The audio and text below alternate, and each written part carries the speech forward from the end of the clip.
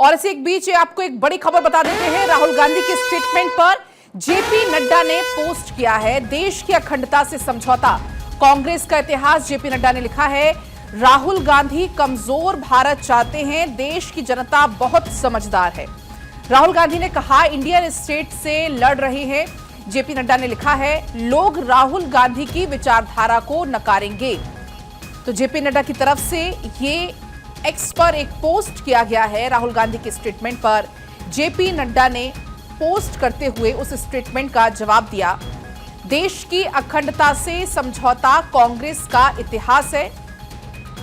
इसके अलावा जेपी नड्डा लिखते हैं, राहुल गांधी कमजोर भारत चाहते हैं। इसी बीच हमारे साथ हमारे पॉलिटिकल एडिटर अदिति नागर जुड़ गई हैं। अदिति, अब राहुल गांधी के स्टेटमेंट पर जेपी नड्डा ने एक पोस्ट कर दिया है।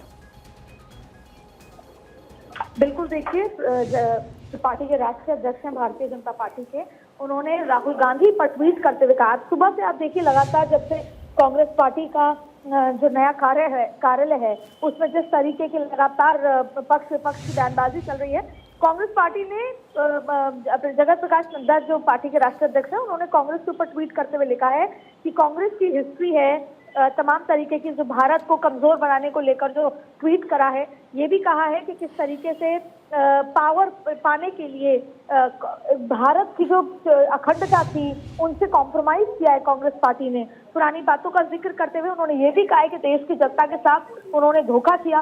साथ में कांग्रेस पार्टी पर बयान करते हुए उन्होंने ये भी कहा कि लेकिन भारत की जनता बहुत समझदार है। उन्होंने ये भी लिखा कि राहुल गांधी की जो आइडियोलॉजी है वो खराब है, रोटन है, और जिसकी वजह से भारत की जनता को हमेशा खामियाजा भुगतना पड़ता है। और भारत की जनता ये तय कर चुकी है कि राहुल गांधी को नकारना है, ये ट्वीट करते हुए कहा है। इसके साथ साथ उन्होंने कांग्रेस के तमाम बातों को लेकर, राहुल गांधी को लेकर, किस तरीके की सोच विचार को लेकर ट्वीट किया है, पूरे इकोसिस्टम को लेकर ट्वीट करते हुए कहा है कि जो अर्बन नक्सलाइट को लेकर और इन तमाम मुद्दों को ट्वीट किया। अब आप देखिए, दरअसल आज सुबह से जब कांग्रेस पार्टी का नए कार्यालय का उद्घाटन हुआ, इंदिरा भवन उसका नाम रखा गया, सोनिया गांधी खुद वहां पर पहुंची, बाहर इस तरह के भी चीजें लगी थी जब ये कहा गया कि सरदार मनमोहन सिंह भवन इसका नाम होना चाहिए। भारतीय जनता पार्टी की तरफ से उसको ट्वीट भी अलग अलग तरीके से जो उनके कार्यकर्ता उन्होंने ट्वीट भी करा।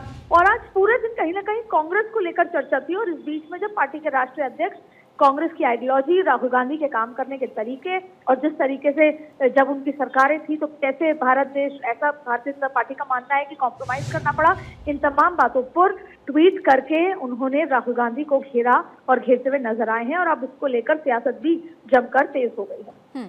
तो कुल मिलाकर अदिति, ये कहा जा सकता है जो राहुल गांधी का स्टेटमेंट था, इस पर अब आने वाले समय में सियासत और ज्यादा तेज होने वाली है।